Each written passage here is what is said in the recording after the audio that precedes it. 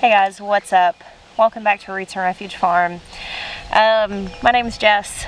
I'm sitting down by my pond. I was actually sitting under my tree, which is my favorite place to film videos like that. But the light is shining directly in my eyes. My wind chimes are really loud.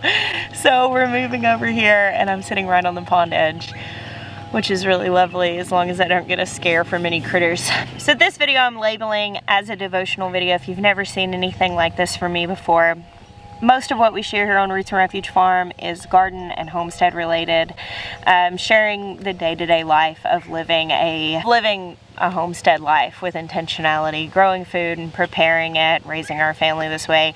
I can't say that the main reason that we do this channel is to teach people how to grow food, though that is very much one of the things that I hope to do a lot of. The main reason that we do this channel is because it was my great desire to live in a glass house, and a big part of that was sharing our faith. And so over the course of doing this, it's been 5 years now that we've been regularly posting multiple videos a week. There's just no way to live authentically with that sort of frequency without sharing this massive part of our life, which is our faith. So today I'm going to share something that's kind of been on my heart a little bit. You know, I don't ever do videos like this to like preach at you or even honestly try to share something.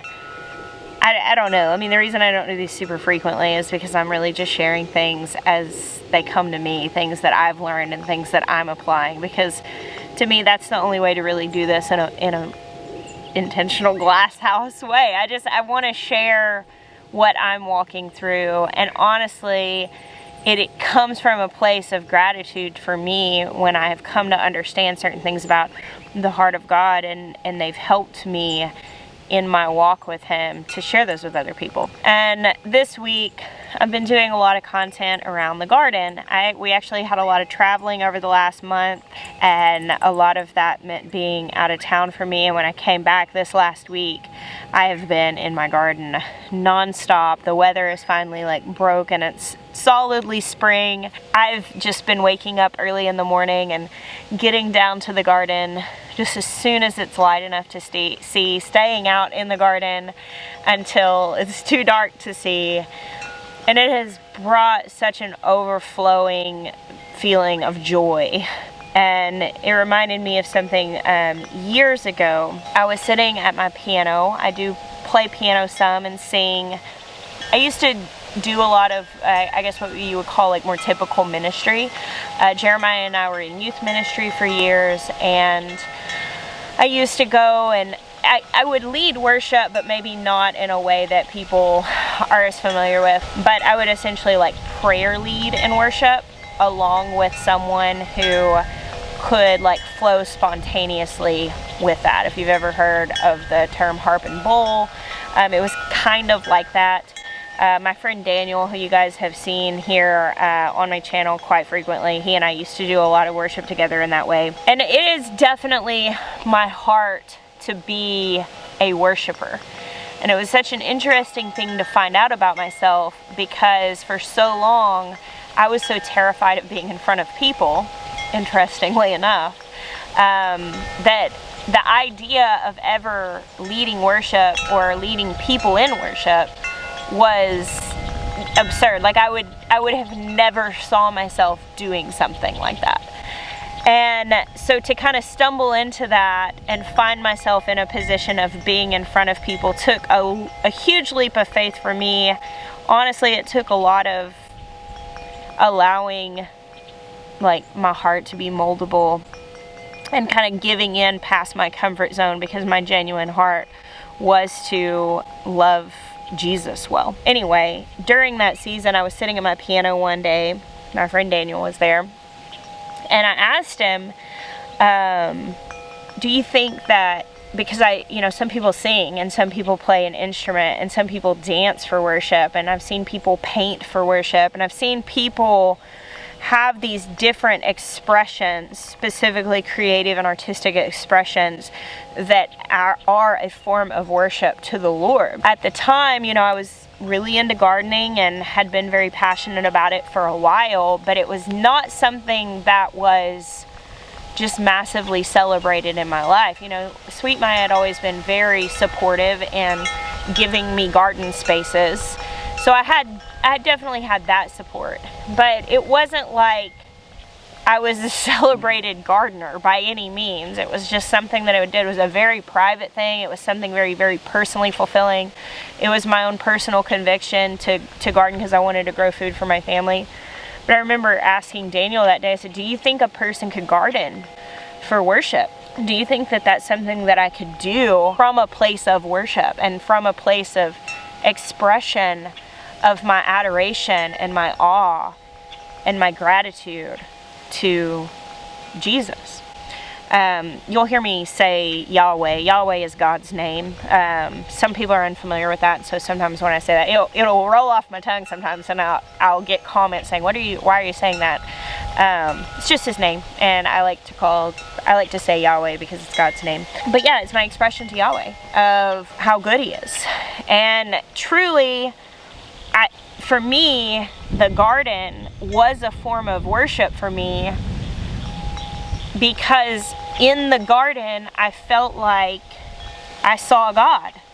I came to understand him on a deeper level, and the more I saw of God in the garden, and this creator who created life and put it in a garden, who spoke everything into existence and then went and planted a garden, that to me was such a massive indicator of who the person of God was, like the personality of God, the characteristics of God, to see God as a gardener and be like, wow, Yahweh is a gardener. And so as I became a gardener, it made me understand more my role as an image bearer, and then also gave me even further insight into who a God is who's a gardener, who a God is who appreciates process, who could speak everything into existence but would plant a garden, as it says in Genesis. And I was discovering all of this, and it was inciting such a deep sense of worship in me. And that day when I asked my friend Daniel that, and his response was, of course you could garden as worship. And I really kind of dove into that. This has got to be, 2017 probably. It was shortly before really started heavily sharing on YouTube. And I remember that year gardening in such an intentional way, because I had really recognized that I wanted to approach the garden with the heart posture of one who is worshiping. And I feel like sometimes we've had a little bit of a misunderstanding of what worship actually is, especially in like church-going America, where worship is often presented as 3 songs that are played before the preacher preaches. Two fast songs, 1 slow song. And we've viewed worship is something that prepares a room for a preacher, and prepares, and maybe you could go as far as to say, it prepares, a room or an atmosphere or people in their hearts for the word that's going to be shared. But I want to think of that like from a much more literal sense of like worship prepares a heart for the word. And if Jesus is the word, when we choose the act of worship, which is intentionally posturing ourselves, it's bowing, it's acknowledging that Yahweh is God. It's acknowledging, when we choose to worship, we are acknowledging the greatness of the one that we're worshiping. We're acknowledging the worthiness of the one that we're worshiping. And so in doing that, it prepares our heart to receive the word, which is Christ. And when I began to apply that in the sense of the garden, it really opened my eyes up to how much we have an opportunity to live worshipful lives. I adjusted a little bit because my camera's having a little hard time focusing. So this whole thing kind of opens up my mind to approaching the garden in a whole new way. back then when I first decided I'm going to garden as an act of worship. I am going to approach this with the posture of one who is engaging with this particular act for the purpose of expressing love and adoration and appreciation and wonder to the beauty and goodness and character of Yahweh and of Jesus. And I'll tell you, the first thing that happened was I became an organic gardener.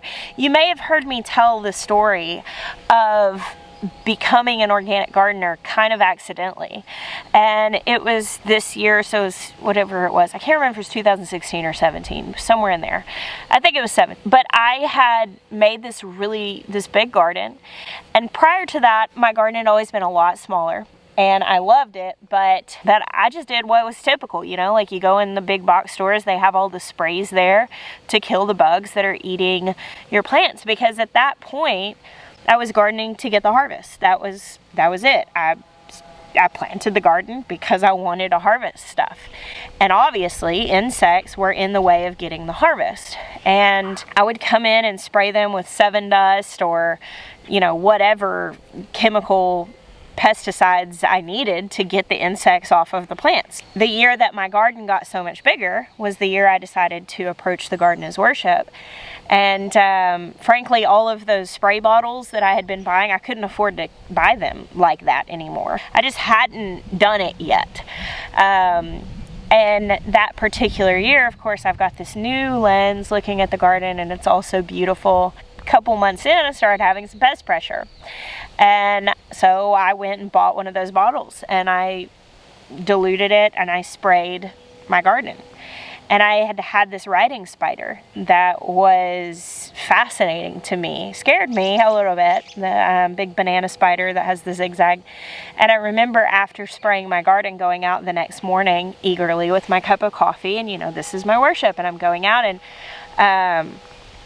I see that web is empty, and that spider was gone.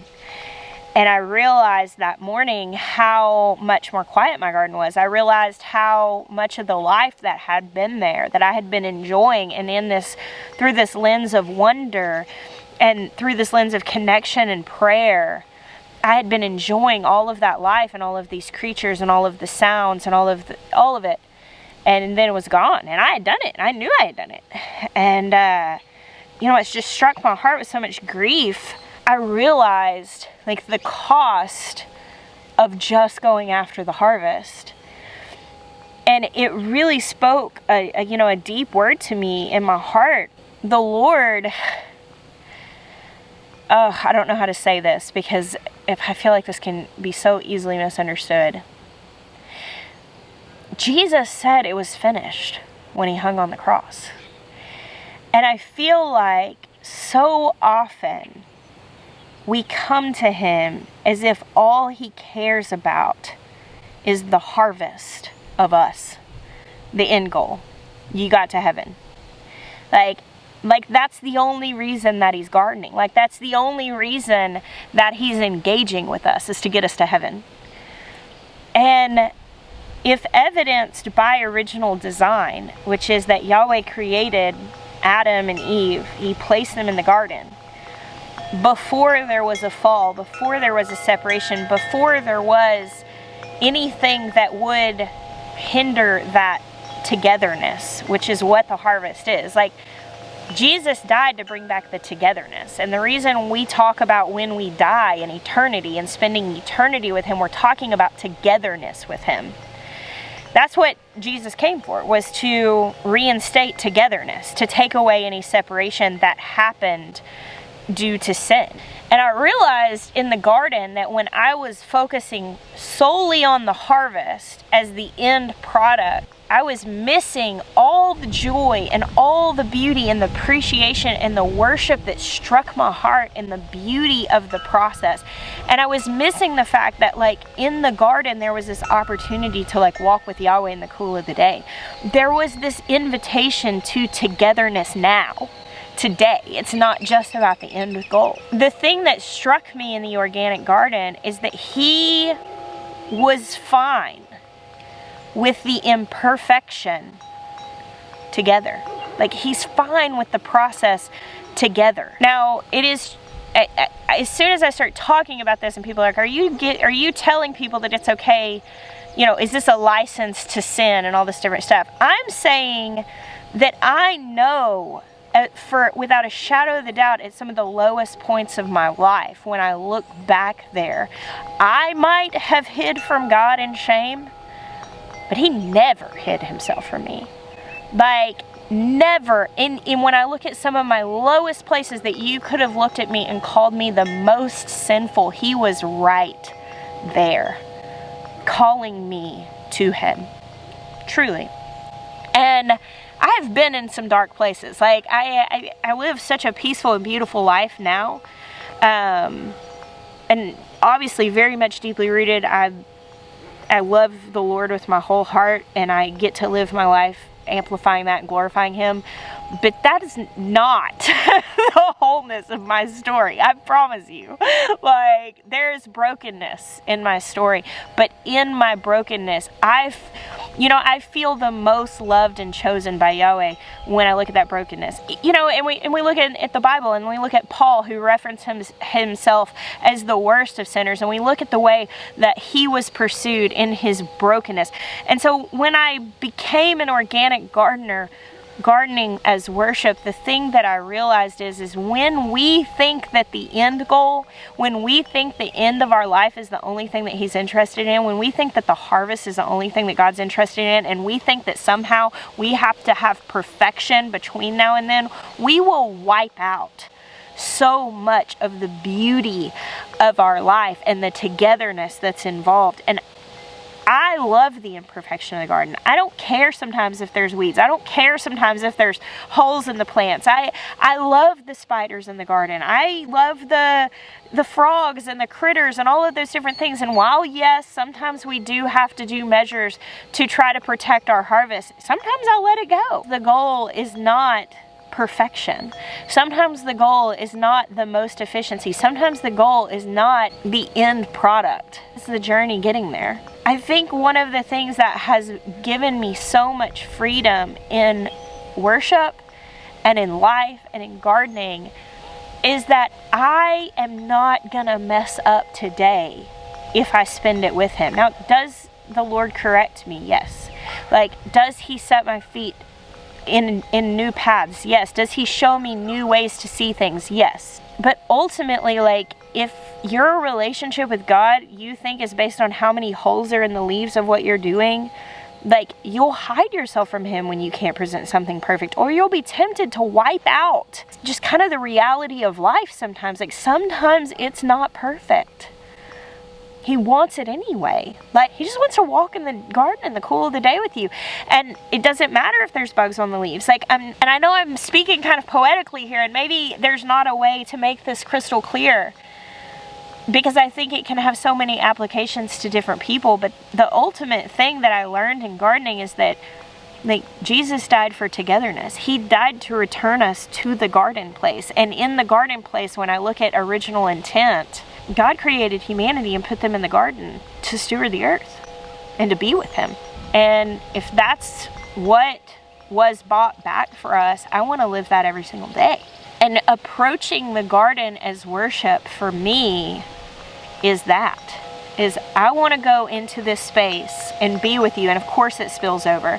I want to be with God while I'm standing over the stove cooking dinner, or when I'm waking my kids up for school, or whenever I'm doing mundane tasks, like the tasks that nobody likes doing. When I'm going to pay a bill, or I'm going to do an errand that doesn't feel holy or special or impactful or influential, like any of that stuff. I mean, the ordinary stuff, like, I want to be with him in those moments, because the togetherness was what was bought for me. That's what was restored for me. I want to walk in the togetherness. And the garden is an expression to me of that. It doesn't have to be perfect. Now, on a very practical note, a lot of people are like, I'm just trying to grow food for my family.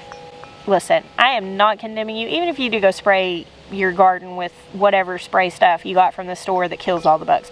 I'm really not condemning you. I think a garden grown in the yard on a practical sense is better than anything else. Like, probably you're creating a better product than what is marked organic at the store. Like, truly, I think it's always better that way.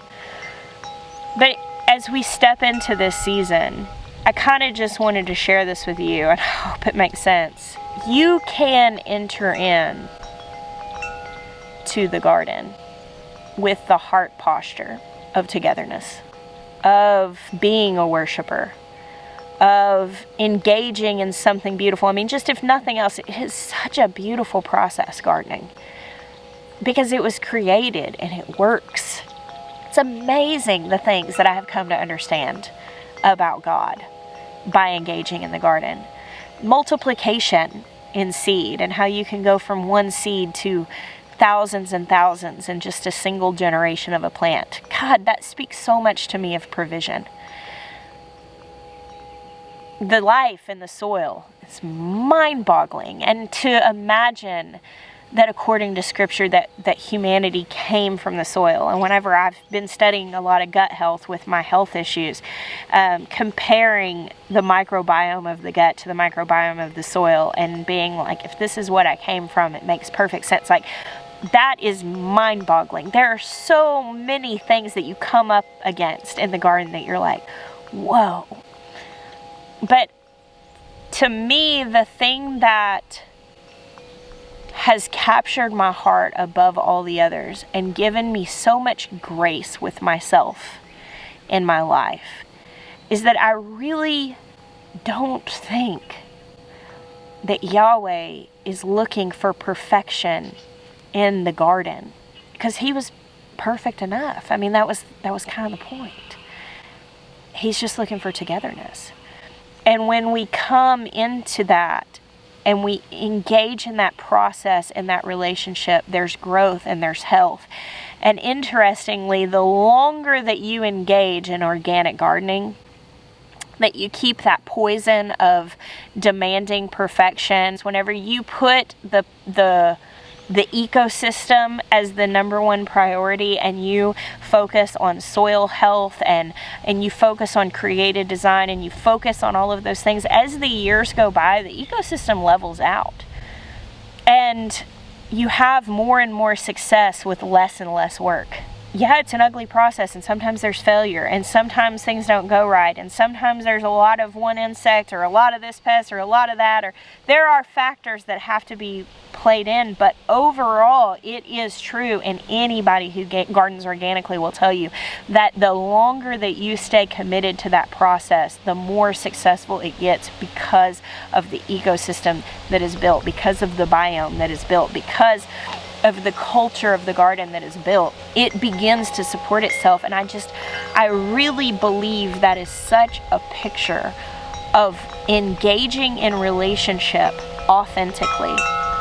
Not feeling like we have to cover things up, not feeling like we have to hide in shame, not feeling like we have to be perfect, but engaging in togetherness authentically and allowing the process of building culture and building biome and building life and building relationship to over time mature us to a place that we're not so riddled with bugs anymore. We're not so riddled with struggles anymore. We're not so riddled with what could threaten our harvest.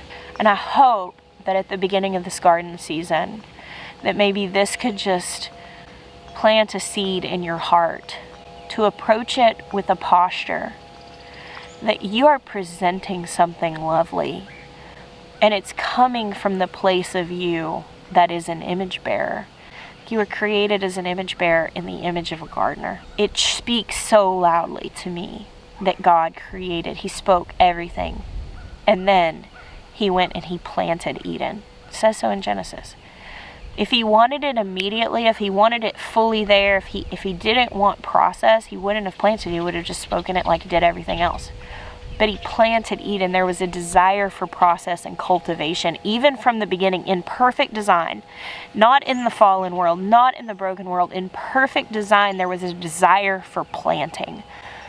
And now we get to engage in that as gardeners. We get to understand him, and we get to walk out being image bearers. And I really think that if we come to the garden, even if it's a few pots, guys, even if it's a 4x4 raised bed, even if it's a very small space, come to it and make it an expression and have your heart laid out that what you want to do is express your gratitude and your love and your adoration, and that you want to be a student and to a teacher. That you want to learn and engage, and that you want to walk in the cool of the day. And it doesn't have to be perfect. And I think you will find so much grace for your whole life in this little lesson. I know that it has definitely changed mine. So yeah, I hope that made sense. I know sometimes I get kind of cryptic.